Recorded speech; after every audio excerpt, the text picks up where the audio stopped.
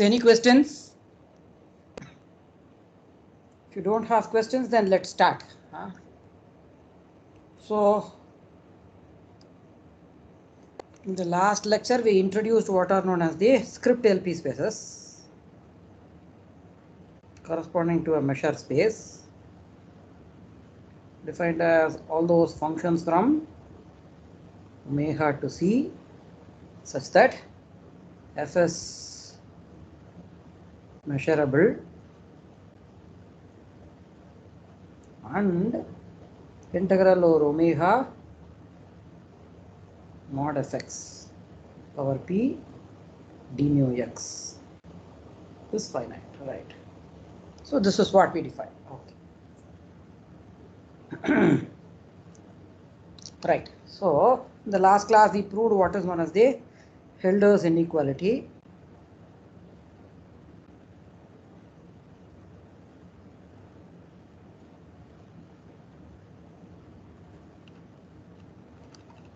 So what is Hölder's inequality?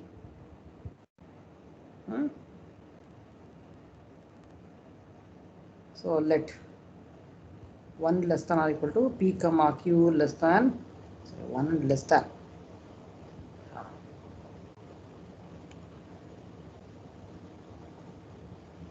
right 1 less than p less than infinity such that 1 upon p plus 1 upon q is 1. So let f comma g from omega to 0 comma infinity be measurable functions.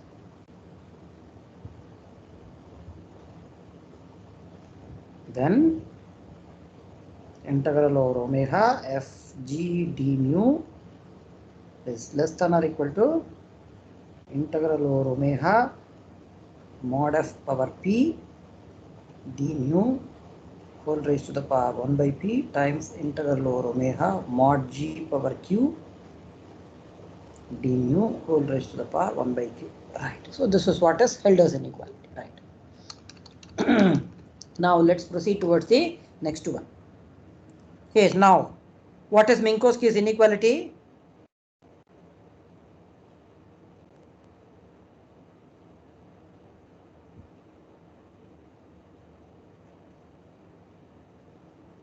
Yes. Who is going to say this? Minkowski's inequality.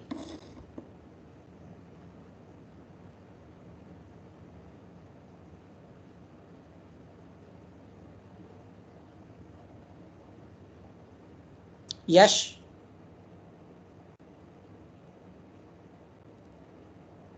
I think it's on summation. Sir, whatever version that is, please.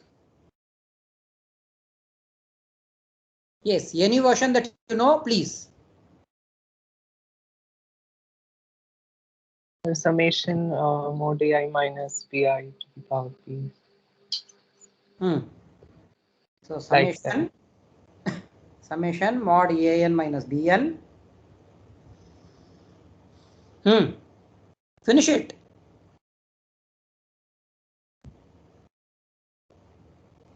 Yes, Sushil Kumar. To the power p to the power whole 1 by p.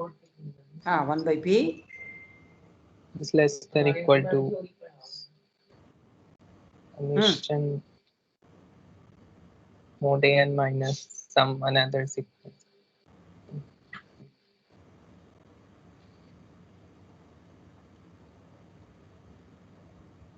And what is this inequality? So this we call it as Minkowski's inequality, right? But something, does it not say something?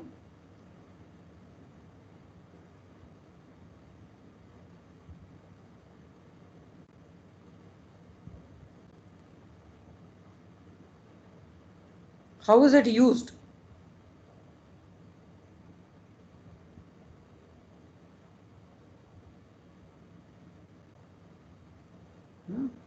Okay, so we are going to prove the analog of this for the case of integration, right?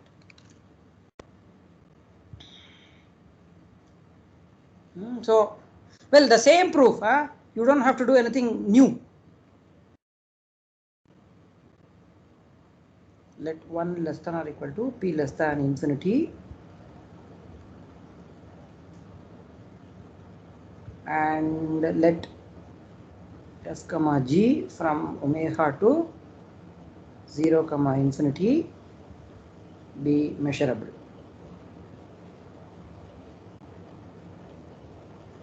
Then integral over omega mod fx plus gx power p d mu x whole raised to the power 1 by p is less than or equal to integral over omega mod fx power p d mu x whole raised to the power 1 by p plus integral over omega mod gx power p d mu x whole raised to the power 1 by p. Yes. Yes, who is going to give a proof of this?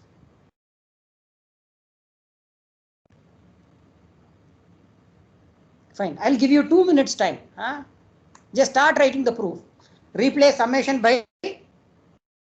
So one thing is that, well, you'll have to assume that, well, if both the quantities on the right hand side, if they are 0, then there is nothing to prove. And similarly, if both are infinity, again there is nothing to prove. So you can very well assume that both are finite. Right? You can assume that they both are finite and then prove things. Same proof, whatever you did in the case of summation. Case, who is going to say the proof? Who is going to start? Should I call the name?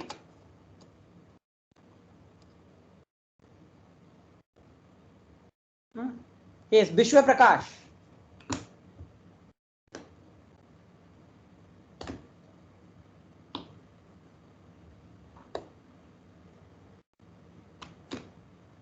Bishwa Prakash. Shami.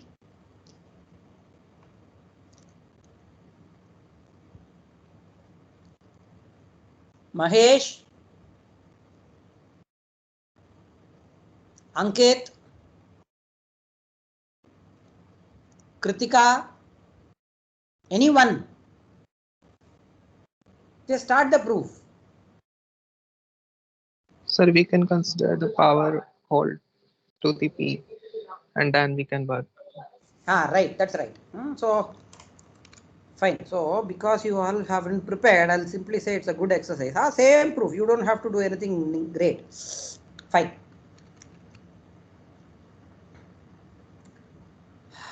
Now, having said all these things, in the case of LP, little LP, it is quite easy. Once you know these inequalities, it's an easy exercise to show that something is a metric. How do you define the metric? Well, for 1 less than or equal to p less than infinity, define, well, I'll call it as dp from script LP cross script LP to R plus as dp of f comma g.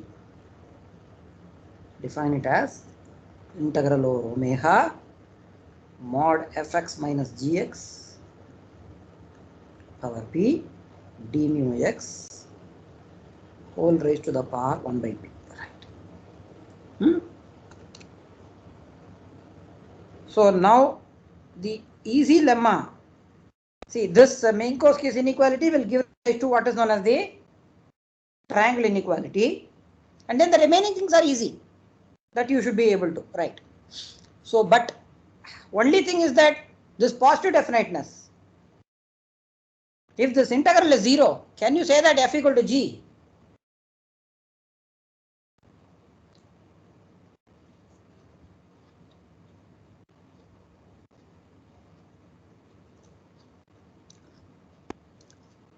If this integral is 0, can you say that f equal to g?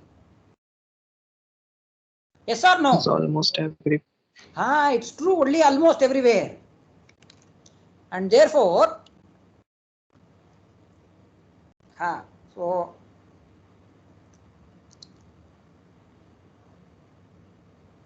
the mapping dp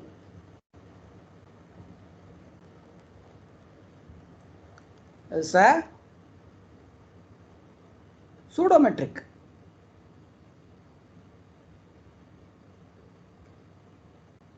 On script LP. It's only a pseudometric, not a metric. Fine. So now the natural question is how to make it into a metric. Fine. So, well, first thing, and this is first thing. Second thing,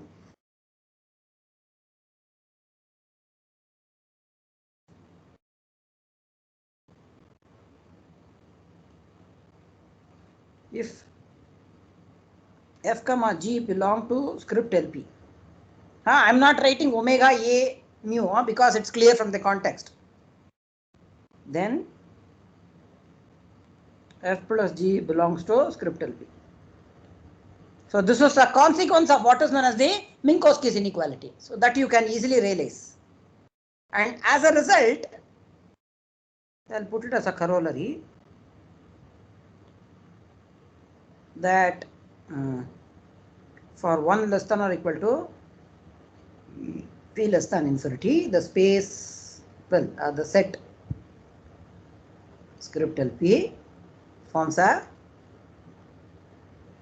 C vector space.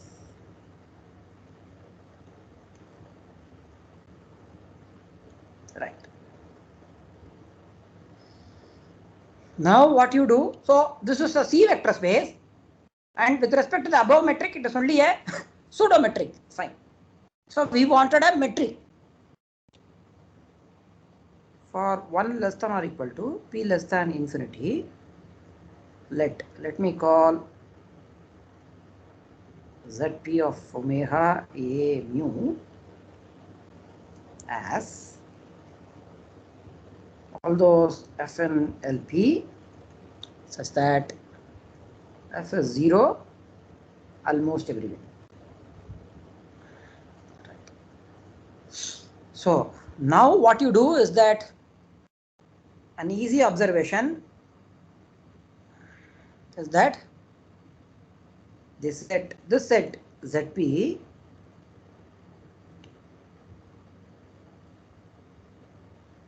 forms a subspace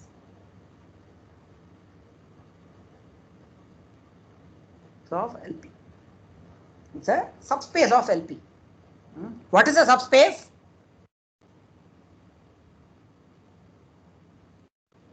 What is a subspace? Which is itself closed. Like If f and g are 0 almost everywhere, then f plus g is also 0 almost everywhere. Because on the union, it doesn't matter. Wherever it is non-zero, f plus g, so to take the union, and that should help us. Right. So again, this part I'll leave it as an exercise. There is nothing very, very serious in all these. Right. Therefore, I'm leaving it. Fine. And now, so let me define capital LP. So there is a strong difference between script LP and capital LP. Which is script LP. Because it's a subspace, you can speak about the quotient space. Yes. And this is what is. So let me write down a notation that mostly we write it as F belongs to LP. What does that mean? That means there is an equivalence class. So the elements of capital LP, they are not functions. They are not functions. They are only equivalence classes. So two elements, they are two functions, they belong to the same equivalence class if and only if they are equal almost everywhere. So whenever you write F in LP, that means what? There is an equivalence class coming from the LP. So thus F comma G belongs to the same equivalence class if and only if F equal to G equal to H almost everywhere. Two functions are in the same equivalence class if and only if they are equal almost everywhere. Right. Now,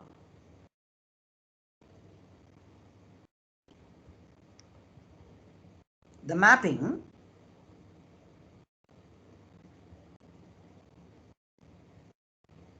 box F to integral over omega mod F power P d nu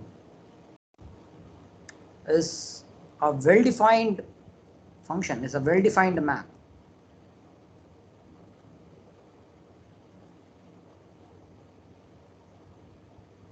From capital LP to C, sorry, no C, by C to R plus alpha. So it is a well-defined. So why is it well-defined again?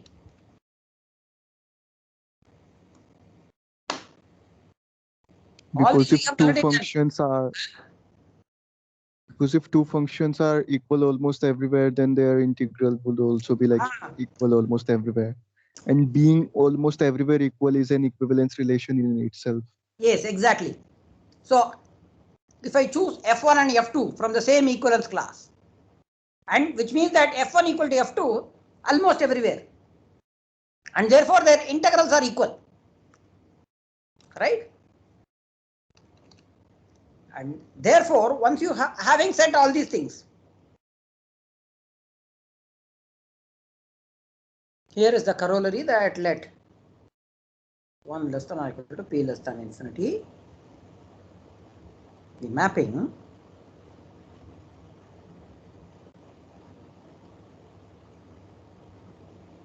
box F comma box G going to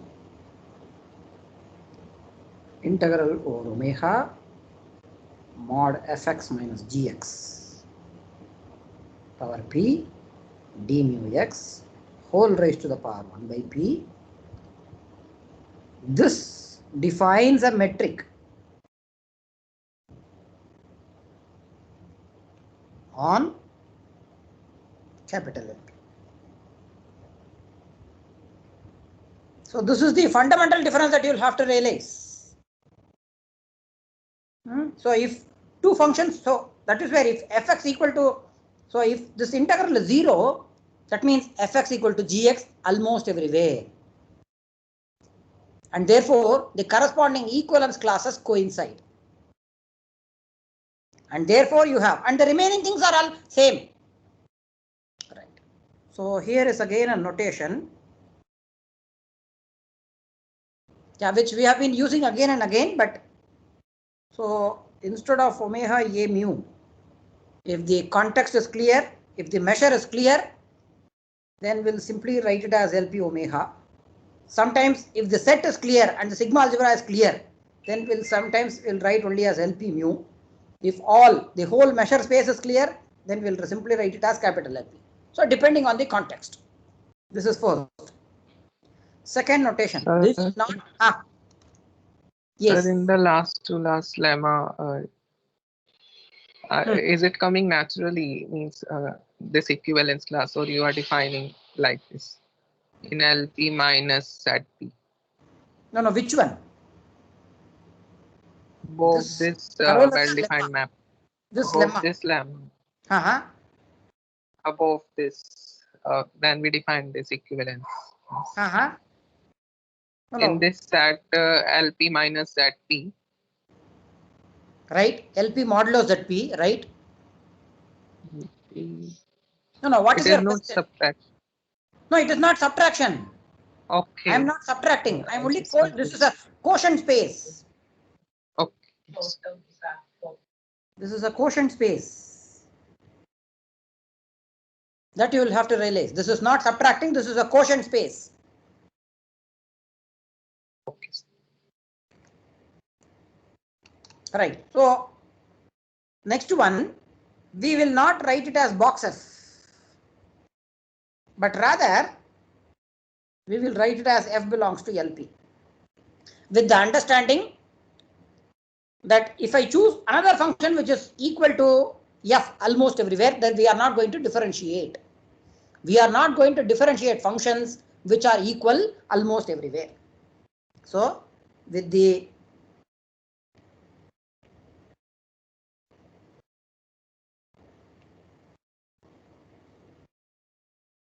this is with the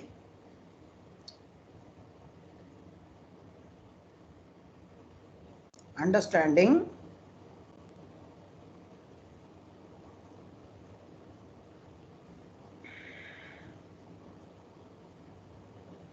that two functions which are equal almost everywhere will not be differentiated.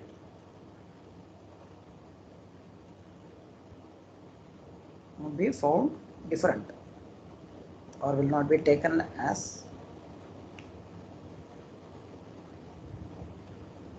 different functions. Right? So we are not going to take it as two different functions. We are going to choose them as single function. Yes. So that's the whole thing. Right. Yes. So now let's go to the main point, what is known as the completeness. So in order to do that, let's begin with a lemma. Let Fn be a Cauchy sequence in LP having a subsequence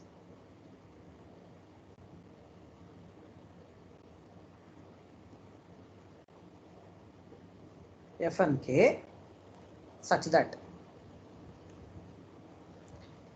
f and k converges to f almost everywhere, where f is a measurable function.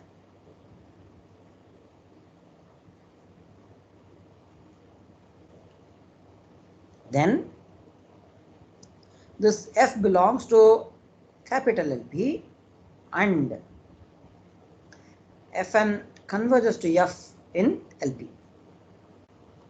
Right. Proof. The proof is not a difficult one. Right. So we are given that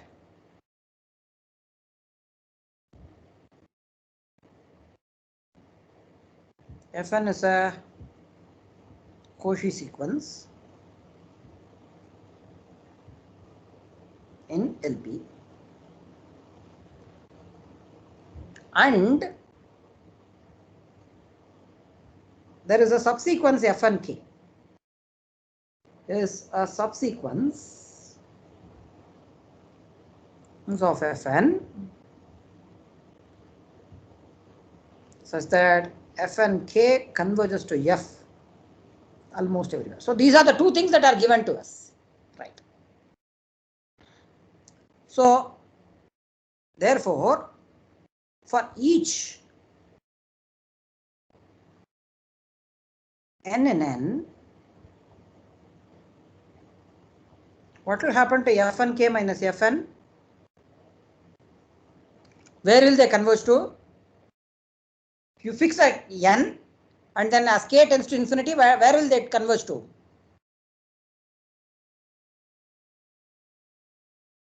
This will converge to f minus fn almost everywhere. So which implies by Fatu's lemma,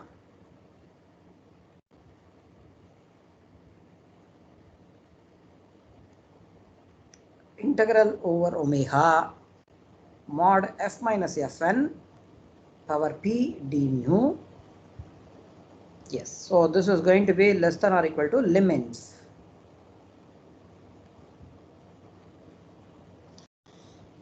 Integral over omega mod fn k minus fn over p. Sorry, this is over k.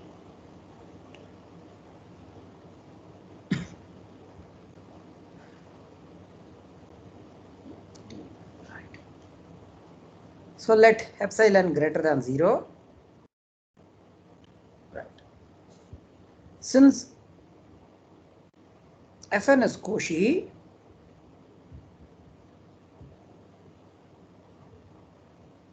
there exists n naught and n. This is from the definition of Cauchy, such that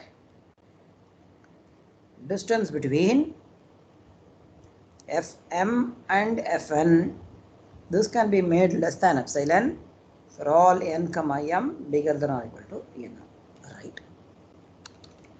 So in particular, as a particular case, distance between fn k and fn, this can be made less than epsilon for all n comma nk bigger than or equal to n naught. Right. So this implies that integral over omega mod f minus fn power p d mu whole raised to the power 1 by p. Well, let me use this inequality is less than or equal to lim_inf k tending to infinity integral mod fn k minus fn power p d mu whole raised to the power 1 by p. Right. And for large values of nk and fn, this is going to be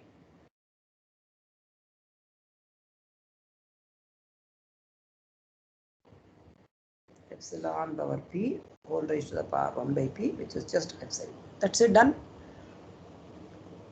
For all nk comma n bigger than or equal to n naught. Right. So only thing that we'll have to show is that this f belongs to LP. Right. Further,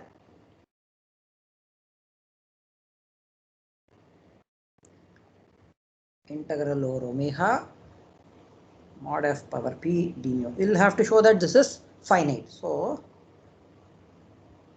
whole raised to the power 1 p. So let me use the triangle inequality. Is less than or equal to, that is the Minkowski's inequality, integral over omega mod f minus fn naught power p whole raised to the power 1 by p plus integral over omega mod fn naught power p whole raised to the power 1 by p. Yes. So, and this is less than epsilon plus integral over omega mod fn naught power p whole raised to the power 1 by p, and this is a finite quantity. That means f belongs to capital L and fn converges to f in capital L. So we have proved the first one. Next one. So if you have a Cauchy sequence and if it has a subsequence which converges almost everywhere to a measurable function, then this fn converges to f in LP and this f is also in LP, right? So to show that the space is complete, it is enough to show that every Cauchy sequence actually has got such a subsequence. So that's what we are going to do. Every Cauchy sequence in LP has a subsequence that converges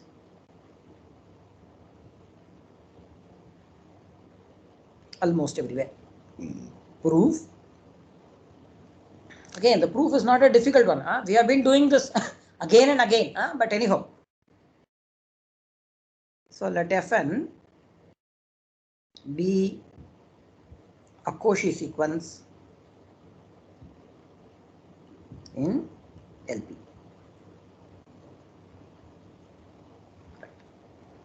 So how to get a subsequence? Well, so implies, so that means, let me write down this way, that means for each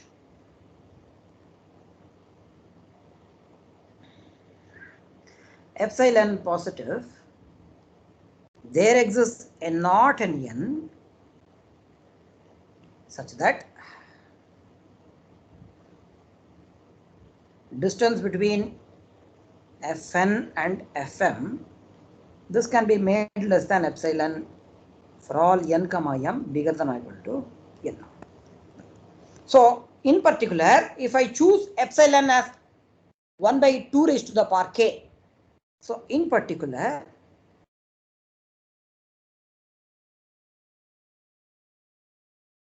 there exists a subsequence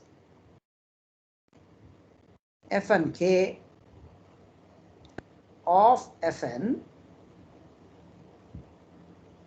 such that distance between Fn k plus 1 and Fn k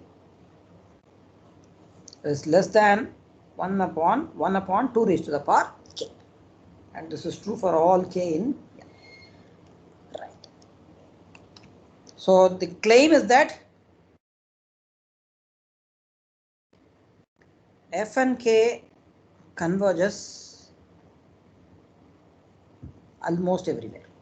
Yes. Fine. So let me call Gk as summation I running from 1 to k modulus of Fn I plus 1 minus Fn I. Right. And let me call G as summation over I in n mod Fn I plus 1 minus Fn I. Right. First thing, by Minkowski's inequality,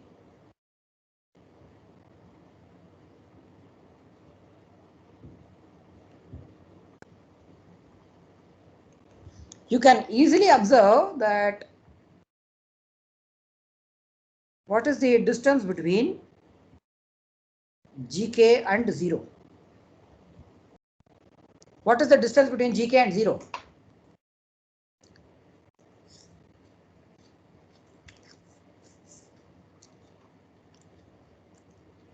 Well, you can notice that, well, it is going to be some 1 by something. So it is less than 1. That's the whole point for all k in n.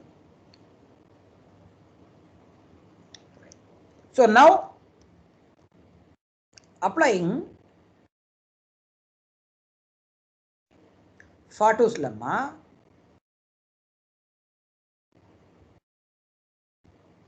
to the sequence, you apply Fato's lemma to the sequence Gk power p.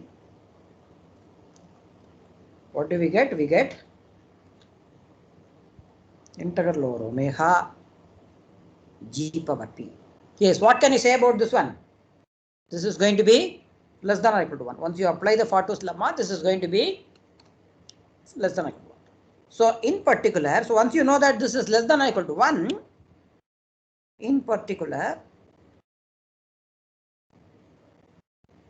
Gx is finite almost everywhere. So that means what? The series Fn1 of x plus summation over I in n modulus of, well, this series. Fn I plus 1 of x minus fx, Fn ix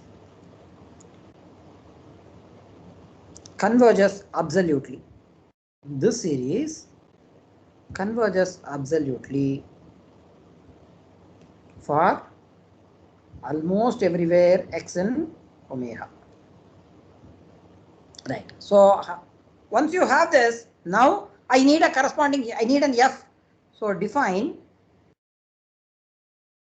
f from omega to c as fx equal to,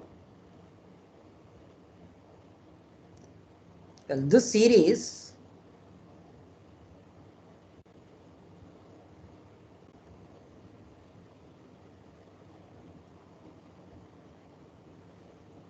if the series converges absolutely.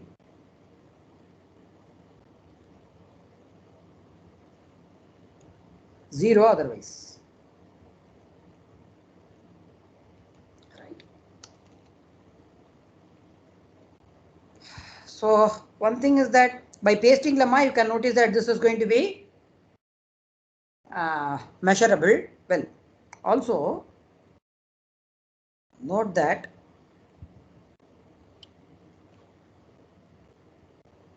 fn plus 1, sorry, fn1 plus this summation I running from 1 to k, fn I plus 1 minus fn I, which is nothing but fn k. It's only the kth term that remains. And you can notice that this fn k converges to fx. Therefore, fn k converges to f almost everywhere. That's it, done. Right. So finally, let me finish with a corollary. Well, so what are those things that we have seen? First thing is that if you have a Cauchy sequence in LP space, in LP, which has a subsequence which subsequence converging almost everywhere to a measurable function, then such a function is also an LP function, and it converges to, and this given Cauchy sequence converges to f in LP. The second thing that we saw is that given a Cauchy sequence, it always has a subsequence which converges almost everywhere. And therefore, the corollary is that for 1 less than or equal to p less than infinity, the metric space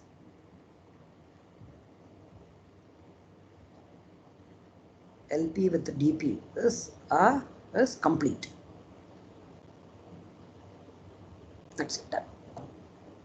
Right. So there is one more space, what is known as L infinity space, but I don't want to get into the details. I'm sorry, because that requires maybe another 15-20 minutes. And I don't want to get into. Yes. So here the term left will be f and k plus 1. Oh, sorry. Can you repeat? Ankit. Sir, after note that term will be, I think, f and k plus 1. Is it f and k plus 1? Yes, it's only the, yes. Thank you. Right. It should be k plus 1. Right. Yeah, that tells us that f and k converges to f almost everywhere. Yeah, thank you. Right. Right. Yes, only the last term will survive, all other terms will get cancelled. Right, that's right. Right. Yeah. So if you have got any questions, please.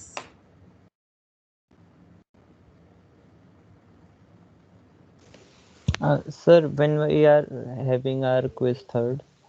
So tomorrow I'll announce. Maybe please decide a date for quiz 3.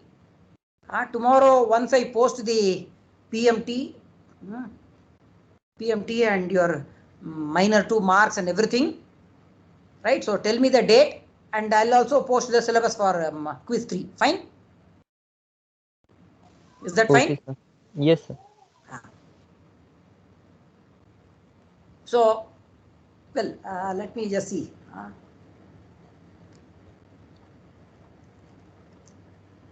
Any other questions?